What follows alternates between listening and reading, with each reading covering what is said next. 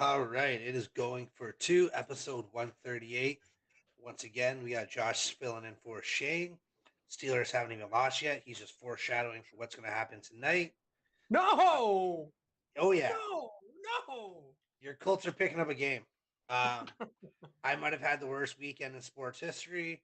My fantasy team sucked. Notre Dame lost. And, of course, to make it worse, the Bucks lost. And then I had to watch Michigan put their flag on Ohio State's field. I don't think I could ever strike out as much in sports as I did this weekend. Well, hey man, you're talking to a group of guys here right now that none of our teams were able to finish out the game properly, right? It's one of the So, craziest stat I've ever seen. It popped on my phone yesterday after the Bucks lost. It was like the biggest insult to injury. Before yesterday, Tom Brady's record when leading with 2 minutes left was 218 and 0. oh my, Do you know what it is now, Kalen? Take a guess. 218 and one. And one. You got it right. I can do math. That's awesome. Yes. I saw that and I was like, I don't know if that's supposed to make me feel better that I have like probably the greatest closer in NFL history, or the fact that it's just even worse that we lost to the Browns. Man, and you know what? Jacoby Brissett. Yeah, Jacoby, who No. laid a heavy block, right, in a game that was like his last. He knew was going to probably be his last game here because Deshaun is reinstated now. Now, does he get to practice and play this week, or just practice this week? What's No, the he word? gets to play. So So Jacoby's last game, right? And what's scary about that for the Browns is I loved Deshaun in college. I cheered for that guy in the championship game. I hated him in Houston because I had to see him all the time. But he's a good quarterback, right? So like, what can he bring to this team with an Amari Cooper wide receiver who's playing as good as he is? Like, it's scary. the crazy part is like that now they have 5 wins. They're 5-7. Mhm. Is there a chance this team can get to like 8-9? 9 or 7-10? Like, is that a realistic goal you think with them? Or Well, I mean, their they've got to schedule's play. pretty easy. I looked at it. I don't remember who it is offhand, but it's pretty simple. They do have to play the Ravens and the Bengals, and they do have to play the Commanders, which is a tough defense. And then outside of that, they got some gimmies here with Houston, and maybe the Saints late in the season are kind of a gimme team. And then you got the Steelers, the last game of the season, who at that point are probably just playing for a draft pick, right? I'm just kidding. We know the Steelers are going to play for pride in a divisional game regardless, right? But you're right. There's probably only a couple of difficult games in there, and those are still, even the difficult games are teams that a quarterback, if Deshaun can bring even 80% of what he did in Houston to the field again here, I think that they could probably go wholeheartedly and get the game, get the win. Yeah, like I think if Deshaun can just play at Jacoby's level, that's all he has to do. Like, don't be any worse than Jacoby was. That's all we're asking for you. And I would say a 50% Deshaun Watson is probably Jacoby Brissett. And I don't mean that as an insult to Jacoby Brissett by any means. But when Deshaun Watson, when he stopped playing, he was probably a top 5 quarterback in this league. And I'll say that confidently. Um, so if the Browns can get just a fraction of that for the rest of the season, so they give them hope in going to the offseason, it's got to be a step in the right direction. I honestly, for the longest time, I thought Derrick Henry was the best running back in football. I think he might have to share that with Nick Chubb. Nick Chubb might be the best all-around running back in the NFL. He does everything. I think Derrick Henry is probably the best power back. I'll give him that. And he's a unit. He's an intimidation factor. But actually getting like, I don't watch Browns games. I'm not going to pretend that I do. But after seeing the success that they had with Baker Mayfield with that run game, and then seeing how good he is watching him again for a full game, there's nothing that guy can't do. And the first guy never brings him down either for a not very big guy. Yeah, well, let's remember that oh, sorry, Josh. Sorry. Yeah, I was just gonna say on the Deshaun Watson thing, the only thing that worries me with him is he hasn't played a football game in 700 days. Anyone who knows football knows that's something that can affect you, and we'll see how it goes. There is guys that have came back from time off and played very well. Hopefully he's able to do well for them though, because they do have good players around on that team, and I think they could be a good team. That division, especially with Baltimore losing yesterday, that second seed is still open. If they can string some wins together, and if Baltimore plays like they did yesterday, they might go downhill. And this is a quarterback that we make fun of, or a lot of people made fun of Joe Burrow and how much he gets sacked, and I've brought it many times about how much Tannehill gets sacked. Deshaun got sacked a lot in Houston. Now he played behind some pretty shitty lines, right? And they made some trades to try and bolster that, unfortunately, before all that turmoil happened down there in Houston. But this isn't a bad line in Cleveland, right? Like they're obviously a much better run blocking line than pass blocking line. But can you build off of that? Can you, like you mentioned, can you be just as good as Jacoby in the play action game? Like, you're not asking a lot, right? The play action game is already strong in Cleveland. I don't think that with the talent of running back that's there, it's just like the Derrick Henry effect. The linebackers are going to get sucked up a lot. I think that's going to open up a lot of lanes. And, Amari Cooper, 5th-round traded pick from Dallas. I know it was a cap dump reason, but this guy is proving time and time again. I already mentioned it once, but one of the best route runners in the league. He's embarrassing corners every single week. Even the weeks that you think that he's going to be like I was watching. It wasn't until late that he had his big catch that kind of got his yardage up there. But what an important time to have that catch and to burn the friggin' ankles or break the ankles off the corner in the process, right? So this is again a team that I think is just scary offensive. They can be competitive defensively. I don't know if there's a team that we're going to talk about deep into the playoffs, but as time goes on, they got nothing but money to spend, which is crazy with the fact that what they just paid Deshaun. They still have one of the youngest teams or the youngest team in the NFL. And I think next year they're going to have like the 4th or 5th most cap room, which is just scary, right? I never thought I would be like leading a show off with the Cleveland Browns if we weren't insulting Baker Mayfield.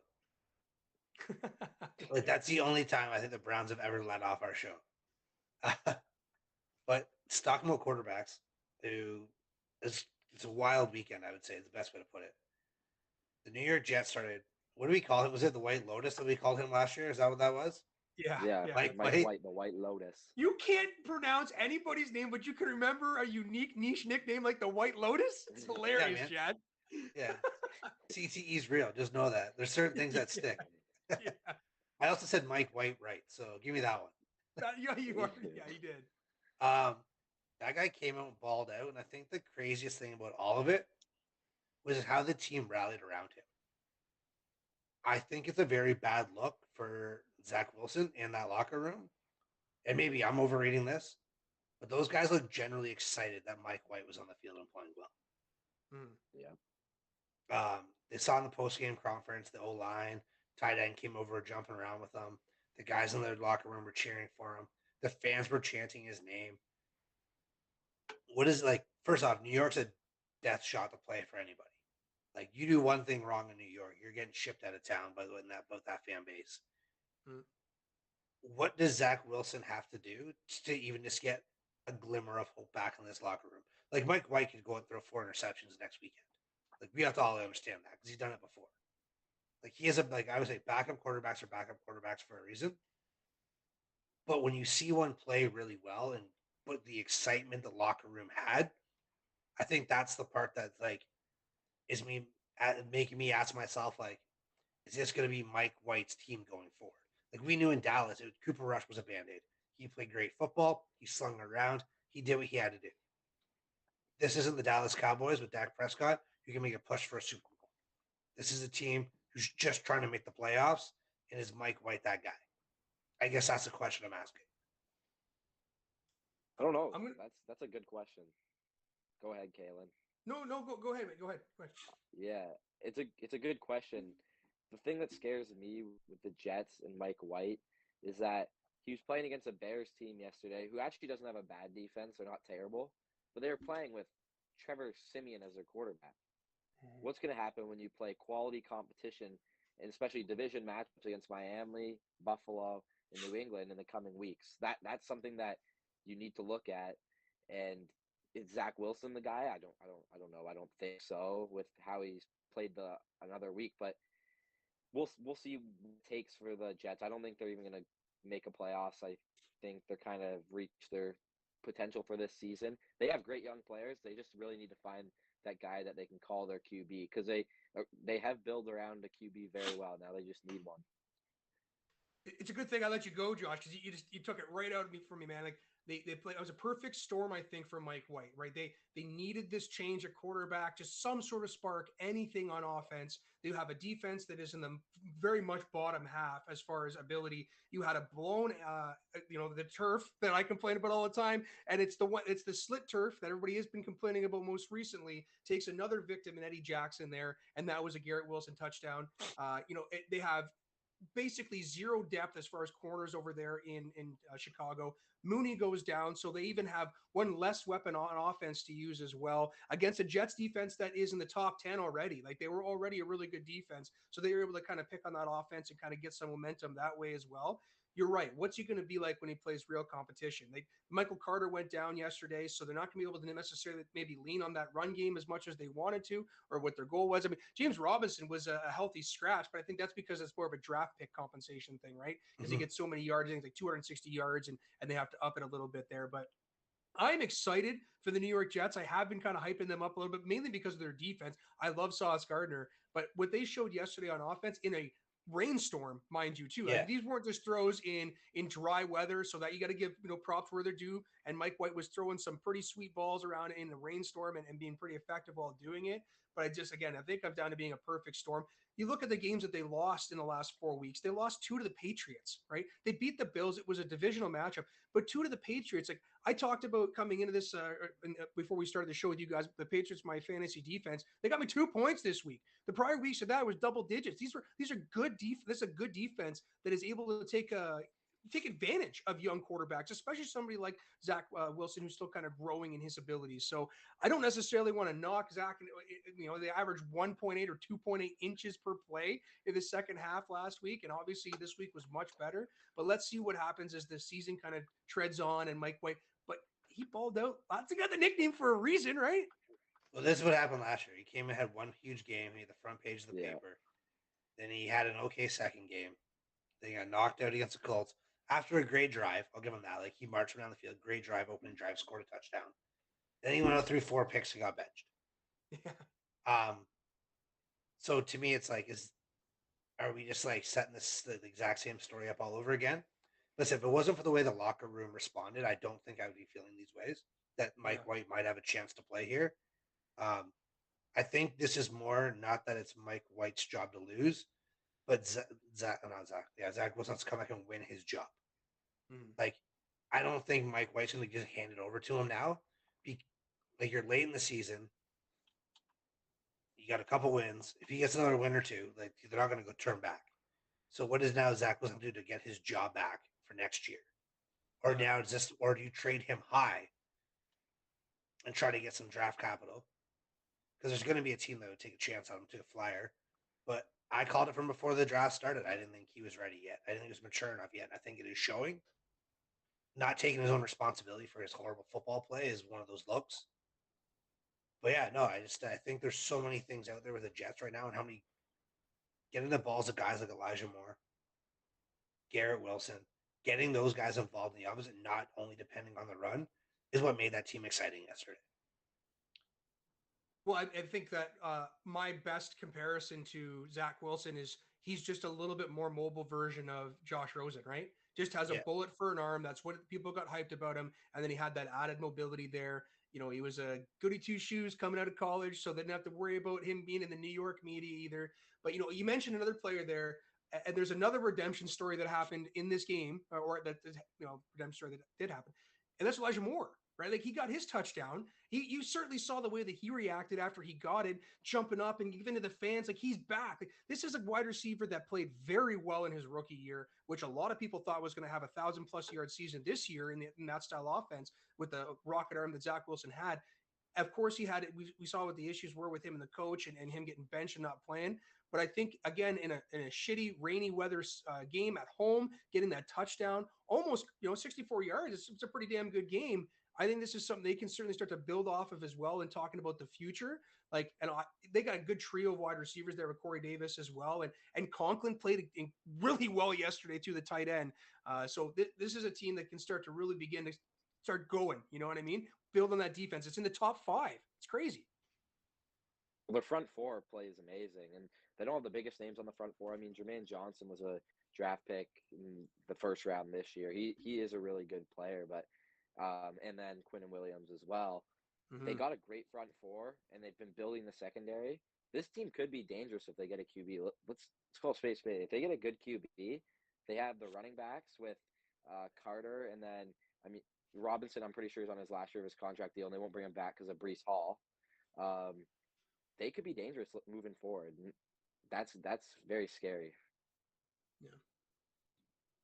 All right. Well, I want to talk with it. It's been a long. It's crazy how like long and stretched out this weekend was because of Thanksgiving football.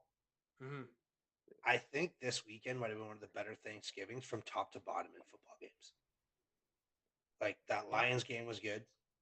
That 4 o'clock Dallas game was really good. And then we had the shootout at the end of the night.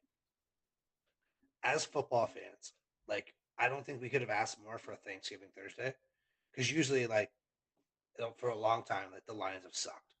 Josh, you know it. I'm not even gonna make fun of you, but like it's always been that 1 o'clock game over by halftime. Oh yeah. And then the Cowboys have had quarterback troubles the last couple of years on Thanksgiving, so they didn't have starting quarterbacks. And then like I always felt like that Thursday night games is a game they kind of threw together. But this year, like Detroit's rolling, they're fun to watch. We make fun of you for them, but like they actually are a fun team to watch. They have an offense. Josh, you clip that. He just said they're fun to watch. Make sure you hold him to that by end of the year.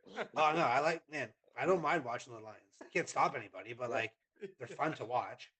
They're actually one of my favorite offenses to watch, even with Jared Goff. It's kind of why I went easy on them on the weekend, because kind of like they're in that weird spot, like where are they going to go? But what got me the most out of this 2 games, how good can Dallas be, and how not great is Minnesota? Minnesota can't stop anybody, and they were giving up the middle of the field to a not great New England team with not a lot of weapons, and they were getting torched defensively. And then Dallas, on the other hand, like they might be able to do some damage in the NFC. That's the way I took it. Those are the two biggest takeaways from Thanksgiving football: how good Dallas could be, and how not great everybody thinks Minnesota is. Well, so like we talked about some players playing for their jobs. Like Mac Jones, I think is a player that's right now playing for his job, right? Like there's a lot of fans that have already seen what Bailey Zappi can bring to the table. This is a guy that needed to go out there and throw 250 plus at least, and a couple of dots, with that as well to kind of make himself relevant still. I think that the corners that you have in Minnesota, aren't they on like their 5th, 6th, 7th, and 8th string corner down there? Like I don't even know what they've got left. I think they've lost a corner every single week over the last 4 weeks. Outside of like one-legged Patrick Peterson on one side. Yeah. There's some who actually is like one of the higher rated corners in the league, surprisingly. Still, yeah. Which that just shows you how smart he is and how he can play. But he was getting torched by speed, which happens. There's some guy named Shelley. I don't know who he is. I've never heard of him. Man, this guy should just go in the witness protection program. He needs to step away from football. And like, I'm a pretty nice guy. I don't go out players a lot. This guy sucks at football. Like, there are some receivers out there who would just embarrass and take this guy's lunch money every single day. And I remember texting one of my good friends. He's a Vikings fan. And I was like, man, who is this guy? And all he said to me was, every week, he makes me want to spit my drink out and throw up. 6th round pick in 2019 for Chicago. So there you go. Is that who he is? Yeah. So he's been around for a couple of years, but like breaking routes couldn't cover him. Out breaking routes couldn't cover him. Deep post couldn't cover it. I was like, man, this guy can't change any direction. Like, it's not like, oh, you're just gonna keep throwing outs on him. He can't cut outside. No, he was getting burnt to the inside too. And I was like, man, this guy is absolutely horrible at football. And it's not like there's phenomenal receivers on this New England team.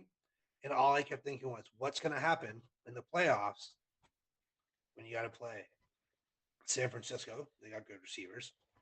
You got Dallas, who has great receivers. Philadelphia has two very different receivers who can take you off over the top at any time. So where does Minnesota's streak at? Like, they don't scare me in the playoffs. I actually, this is going to sound so rough. As a Buccaneers fan, I'm not scared of Minnesota. And we're not that good. I just don't think they can cover us. I don't think you should be afraid of Minnesota. I watched them play lots of games actually this year, especially the one they played against the Lions. The Lions beat the crap out of them the whole game. Minnesota comes back and scores a late touchdown to win. Their defense got absolutely obliterated against the Lions, who offense is decent. They're a young offense, but when you're getting stopped the first half of the whole game against the Detroit Lions, you have something to worry about bigger than like heading into the playoffs. First week of the playoffs, you're gonna play. If you play the Bucks, Minnesota has to face. I would say personally, I think it's probably the best linebacking core in the NFL. Not this weekend, but yes, I respect that. Yeah, I do think it is the best with the guys they have there, Levante David, Devin White, those guys. I think is the best linebacking core, and then you have to play Tom Brady, a guy who will torch any defense in the playoff that come his way, and I personally believe that.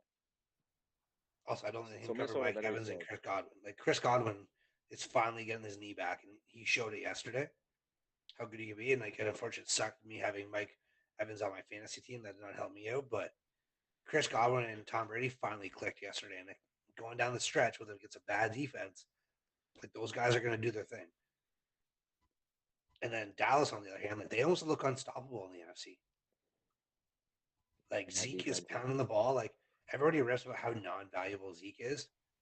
That guy is the most important player on that offense because he sets the tone and opens up Tony Pollard. He gets those garbage yards that no one wants. Yeah, he might only average 3.6 yards a carry. That 3.6 yards a carry, he's gonna smash someone in the mouth that whole time. And that's what's letting these guys like CD go off, Gallup go off, Noah Brown, Dalton Schultz. And it's up with the play action game for Dak. And Dak's a good quarterback. He's not great, but he's good. I'd say he's better than the majority of the league. And with that offense, he's great. They have playmakers on every level of the defense. And I don't even like the Cowboys. I hate the Cowboys. But they're another team that like they can do some serious damage to the NFC because outside of Philly and San Francisco, it's wide open. And have they beat Philly? Or no, they lost to Philly. They lost to Philly with Cooper, and they kept it close. That's right. So they got another game coming up with them. Yeah, and like I'm forecasting what I think is going to happen next year. You're right. Zeke is so important to that team. He is a 3-down running back. He gets spelled properly. Like, have Tony Pollard when he comes in. It's a proper time. We know Tony Pollard's not going to be there next year, right? Like he's gone.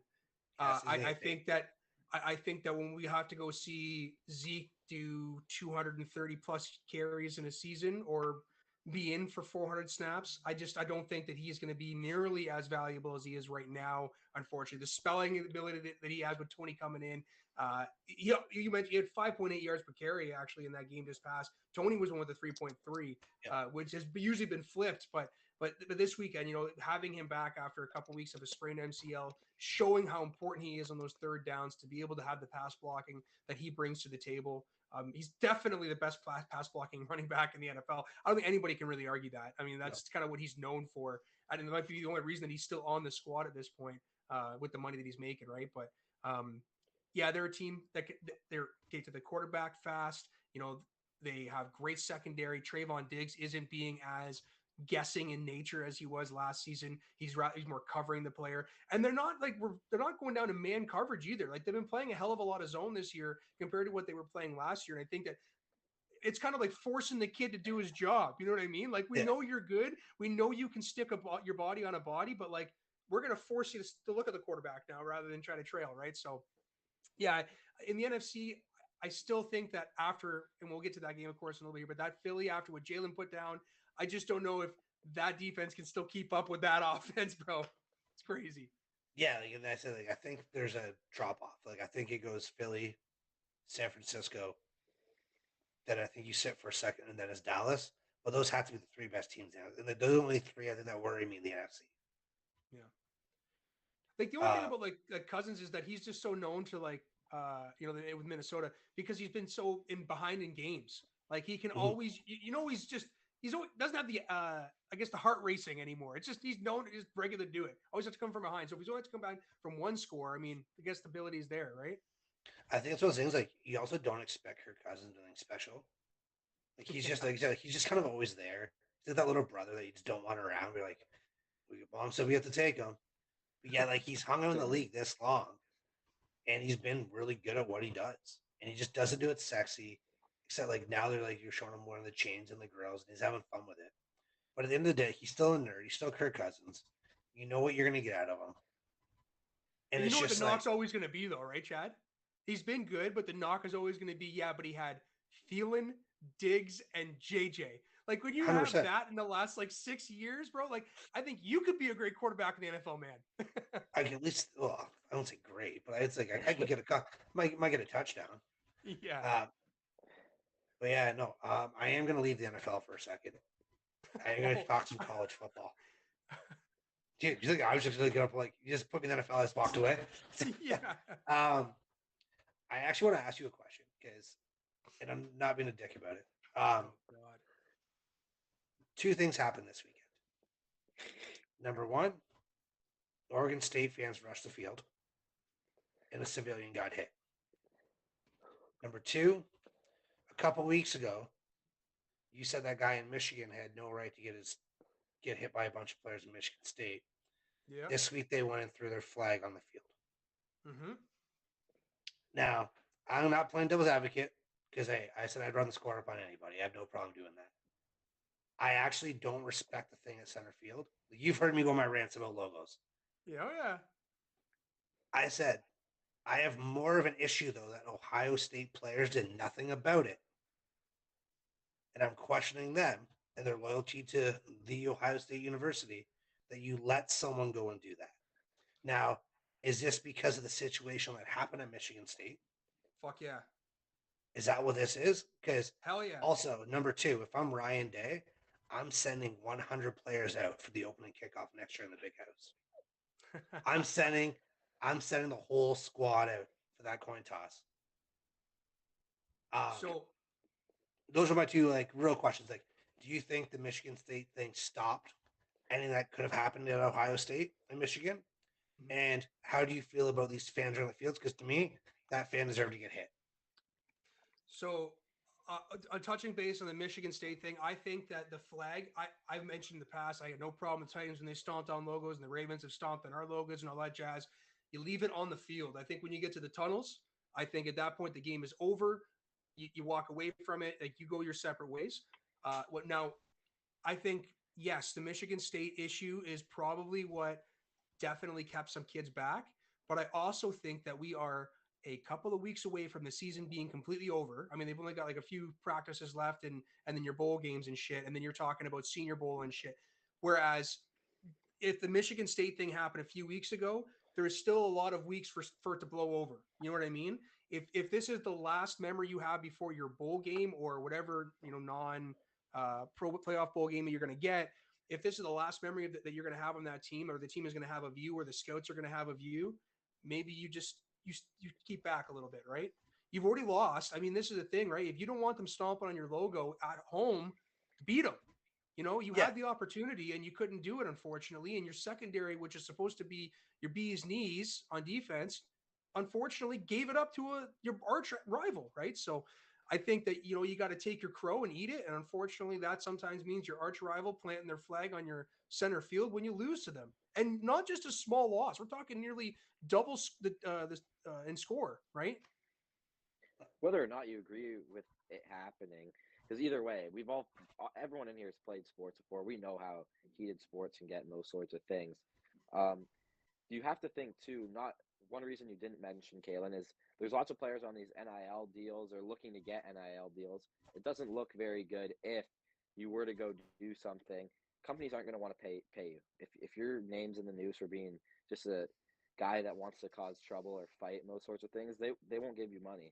That's one thing that maybe held players back. I can't name for sure if that's why it held them back, but it could be something that's in the works nowadays, right? You're onto something. We're talking about the Big Ten. We're talking about the biggest NIL deals there is. There's a reason Quinn Ewers, who knew he wasn't going to play, went to Ohio State just to get the NIL deal and then came back to Texas, right? And this is still powerhouse in Texas. So obviously the Big Ten and their NIL deals are definitely playing into it. You never know what options are going to be presented to you 8 months down the road, 5 months down the road in the summer when they need to get a new face for something. And again, you don't want to be that last memory of you going into the offseason or going into whatever your last play is, being an idiot at center field, right? I think that threw me off is I wasn't expecting like a full blown riot, nothing like that. Is like that no one did nothing. I think that's the part that just more surprised me than anything. I was like, when I saw the clip of it, I was like, man, like this is like how these fights start. Is the stuff like that though, right? Yeah. And I made a video a couple weeks ago about fans storming the field and how I think it should not happen. Like exactly like you said, when you leave the field, it ends. But if you're going to come into my field, that like I'm not being held responsible for what happens to you, because you know this guy's going to go down and probably sue this player and charge him. Mm-hmm. But yet you left the safety of your little brick wall and your barrier, and you came down to where we play, and you got in my guy's face and said something. So what makes that right? What makes that okay for him and his actions? And that's how that's the problem here, because that's the way that we've let this whole situation go. They like field stormings happen, yes, forever. I get that. It's happened almost 10 times this year. One of them was Notre Dame, and I thought it was embarrassing. It needs to stop, and I hope this is the thing that stops it. Because if all it takes, like that kid said something, obviously he gets hit, it's on camera. This young guy could lose his scholarship. Yep. He get kicked out of school, or if he is going to go to the NFL, he might never get looked at again because someone left the safety of their seat and came to the field. It's no different when a streaker comes on the field. Like that's the way I look at it. We don't crown streakers, but yet we can support all these fans running on the field, and then getting in the face of the players who are just trying to walk to a tunnel. Yeah. And then just one last thing to talk about, I want to mention, maybe these players didn't go into the middle of the field as well to defend their team, because it's not always defending like the school, right? Sometimes you're doing it to defend your coach. And I don't know, man, Ryan Day just looked like an absolute weasel from like the second half of that second quarter on. I don't know what it was about that guy, but between the fans and the players surrounding him, he just did not look like somebody that nobody would want to be led by. Like, I know as soon as the game ended, how many posts, I think Ian Rappaport was tweeting out how many posts were up on the Ohio State fan boards talking about bringing Urban Meyer back. Like, where are we?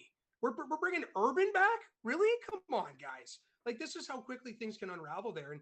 And I know, again, it's Big Ten country and things, happen fast down there.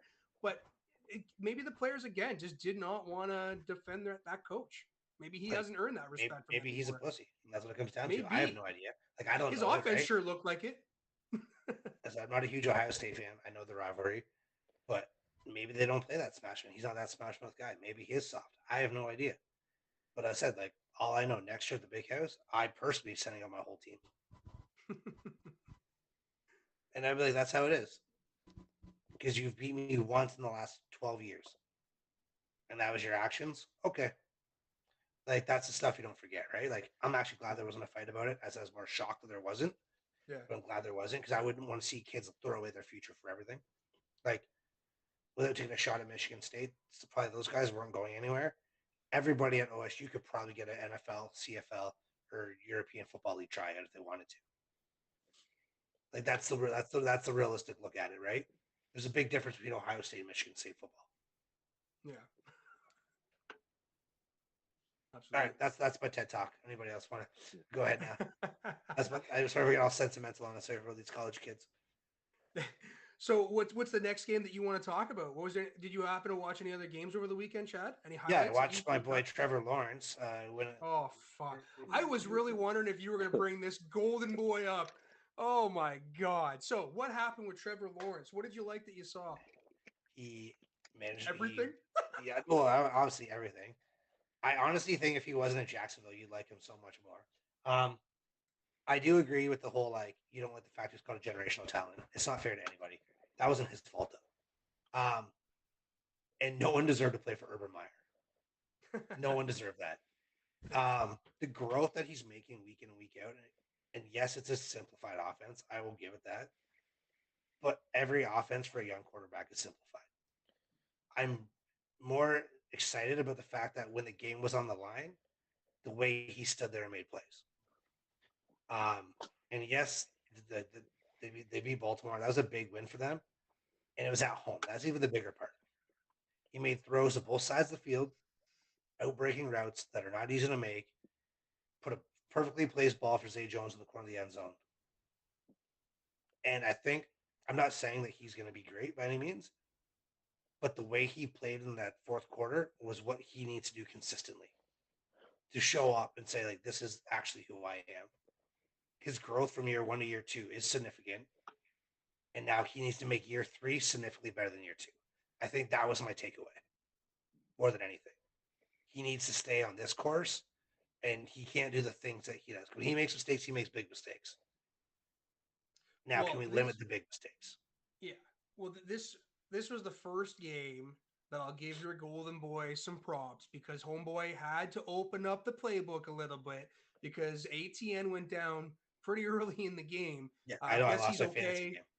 Yeah, I guess he's okay though. He's gonna be able to come back and be fine. I was kind of sitting there like licking my chops because I got Daryl Henderson still like I had him since the Rams. It's just like a bench player, and I was like, oh shit, this boy's gonna get starting reps. But yeah, anyway, ATN's gonna be back. But yeah, he went down early, so Lawrence had to kind of show a little bit more on the film, and he did. Zay Jones had a coming out party against a Ravens defense that has been fucking all over the map this season. So again, like I'm going to look at their last 5 games.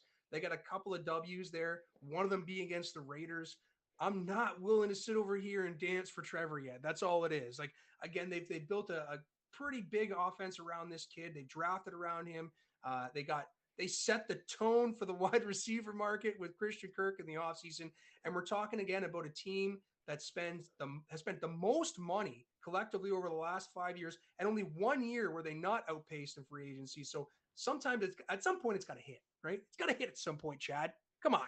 Boy, they did no different than what Miami did. Absolutely no different. You are right. Now, I guess the only difference with what Miami did is that they went after players that were actually, they've done something in their careers versus a Christian Kirk and paying him top dollar, or a lot of these linebackers, athletic corners they picked up too. But they're a scary team. Future-wise, I think that they are built right. I mean, again, beating a team like the Ravens is good on paper. It looks good. It's a good namesake, but you played at home against a pretty dilapidated offense. He's throwing a friggin' Devin Duvernay, right? Hey, that's your boy. That is your guy. I know. 3 weeks ago, you were yelling his name on this podcast. So hey, listen, he's a Texas boy. I got to give him love. Well, he's a good player, but here's the problem with the Ravens. If we want to switch from Jacksonville to the Ravens, Lamar's a good quarterback. He's great running and those sorts of things. But whenever you need that guy, he had one big throw yesterday. That one bomb he threw was amazing. But whenever you need that guy to make consecutive throws or big plays in the air, it's just not there. So then teams just rally around him and just box him in, make him not run, basically. If they say, here, throw the ball, let's see what you can do. And a lot of times it's not where it needs to be. But let's just talk about Justin Tucker almost hitting that 67-yard kick, too. That was nuts as well in that game.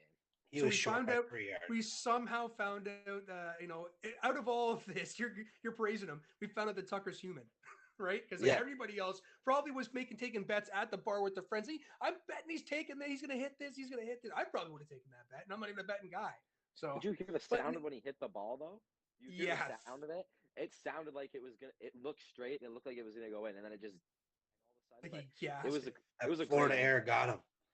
Yeah. I think the big thing for the Ravens, I'm gonna try to cut you off, but no, go ahead. Yeah. Gus Edwards is a good running back.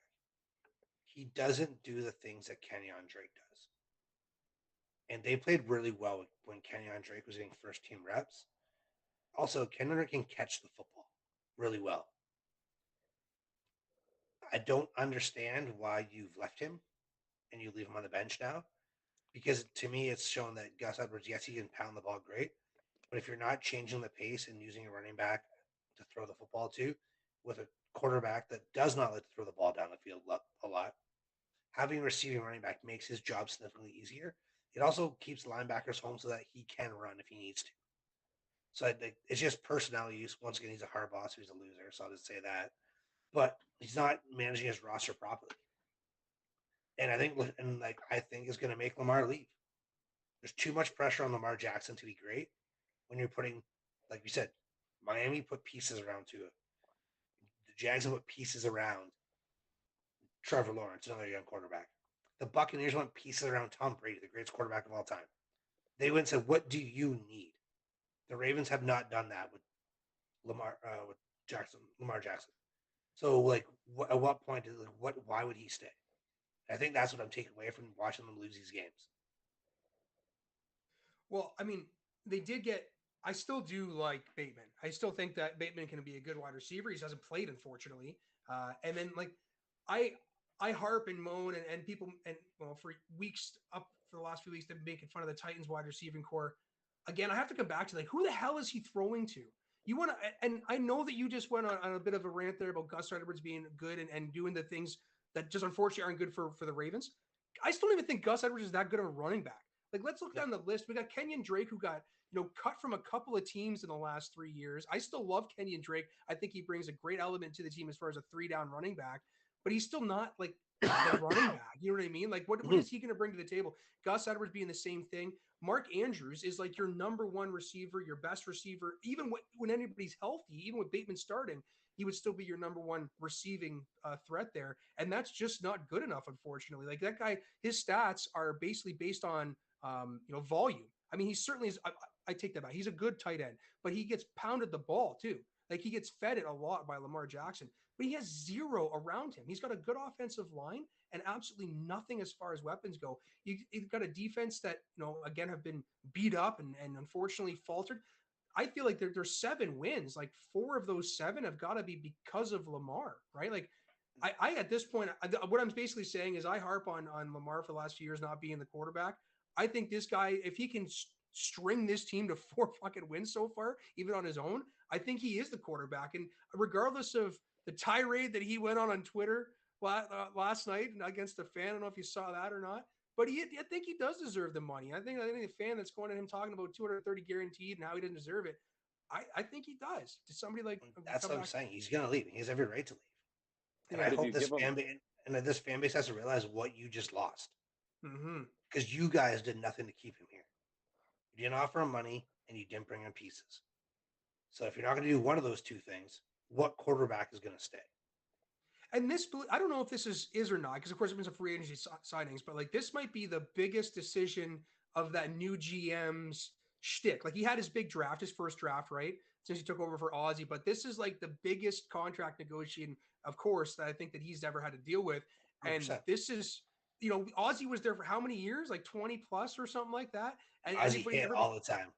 That's right. And everybody expected that this guy, just what the Steelers do, what the Ravens do, they're just going to keep this guy forever. But, if you bungle this up and years down the road, you're still looking for your quarterback, I don't even think it has to last years before he gets canned, right? Like this is really your make it or break it. Like if Lamar goes, and like the one rumor is I want him to come to Florida. Like he's going to go back home. Tom's gone. He's coming back home. That's the one big rumor. If Lamar goes out there, because there's a team in Tampa fully signed, and then obviously he goes there and wins and takes them into a playoff run, there's no way this guy keeps his job in Baltimore, right? I don't think so. Again, that depends how they play out because you're hitching to whatever your next decision is going to be. But talking about where Lamar goes next, I think that decision is hitched to wherever Peyton goes. Because can you imagine Peyton had that Taysom Hill type of mobile quarterback and did some wonderful things with him, but he also had this quarterback in Drew Brees that knew how to run a really good offense. And Lamar really is a good mix of both of those players in one. And I really think those 2 together could be an absolute dream. And you know what? There's already I think Tampa might be the 2nd or 3rd highest betting odds right now to land Peyton in the offseason too. Yeah. So it would make sense. They're saying he's watching San Diego, not San Diego, LA. I'll call him San Diego until I die. I don't care. He's watching the Chargers and he's watching the Cardinals. They both have quarterbacks linked up. And Sean Payton with either, as much as I rip on Kyler Murray, Sean Payton with Kyler Murray could be very dangerous. Sean Payton with Justin Herbert, that's not fair. That's the best thing I go. Like that is not fair to the rest of the NFL. If Sean Payton goes with Justin Herbert and Mike Williams, and Keenan Allen, Josh Palmer. Yeah, that's a lot of weapons that Sean Payton can play with. Mm-hmm. Yeah. And if Sean Payton came out and said, I want to coach tomorrow, Staley's out of a job. Yeah. If he's like, I want to go to California with that talent, there's no way they're not hiring him. Well, I don't know, because he's going to be top dollar. And the whole, I mean, the reason why the Chargers even left San Diego was because their owner was cheap and wanted to try and triple his worth, right? So who knows if he's willing to pay top dollar for the coach too, since he's Super going to Bowl have to brings pony in up. revenue. I guess it does. Yeah, they really do need the help over there in LA, right? It's crazy how those two teams can't seem to get a fan base to cheer them on over there in LA. It's Well, crazy. they had Even one in after the St. Super Bowl. Louis. Yeah. you had one in San Diego. But like, look at LA, Los Angeles as a city. Like, there's the Dodgers, there's the Lakers. They've been there forever. Like that is who LA is. Mm-hmm. You have the Kings when Gretzky went there, but like LA is not a football city. Football's not glorious. Basketball is a glorious sport. Baseball, it's America's pastime. Glorious sport. There's movies about those things. That's what Hollywood is. Football is too grimy and gritty for a place like Hollywood. Yeah, we like to go watch millionaires play the sport. Millionaires don't like to go watch millionaires play the sport. Exactly. Right? 100%. And like LA is a destination city. Yeah. It's no different. Like if you go down to a Tampa game, there's a lot of visiting fans there because people travel to Florida. And why wouldn't you go see your team play if you're traveling? Like, I have no reason to go to California unless a team was there. There's no way I'm going to LA just to go to LA. Mm-hmm. There's so many other places in the world I would go. So I think, yeah, it probably is very hard to keep a team there, have a fan base there. And especially if you're not winning, who's going to come to the game? There's many other things you could do while you're in LA. Yeah. So I wanted to talk about quickly how the NFC least has become the NFC. Like, wow, everybody's above 500 here. They're all making noise. Defense is playing on full throttle for all of them, including the Commanders. And Taylor Heineke is just, does this guy earn the starting position now? Like, is he going to have it in the offseason, or does he get to fight somebody else for it? How much more does this guy have to do for Ron Rivera before Ron, the military guy? You think that if you give me wins, I'm just going to treat you right? No, you know what it is? I think he needs that drive. Like, I don't know if he could be the guy. Like, I think he needs that chip on his shoulder, the back of his brain saying, I'm fighting for my job every single day that I'm here. Also that Ryan Fitzpatrick kind of thing. You know what I mean? Like, I'm never quite good enough, so I need to think that I'm not. Well, I can't be safe. The best word to describe Taylor Heineke is he's a competitor. He competes his butt off in every game he plays. He's not the most, like, you watch him play, he's not the most perfect guy throwing the ball. I've watched him throwing fade balls into triple coverage and stuff like that. He doesn't see the field as great as every other quarterback, but the guy just competes and competes and competes and gets the team to where they need to win these games, and most of them are close games. So I personally think you bring a guy in that's going to compete with them.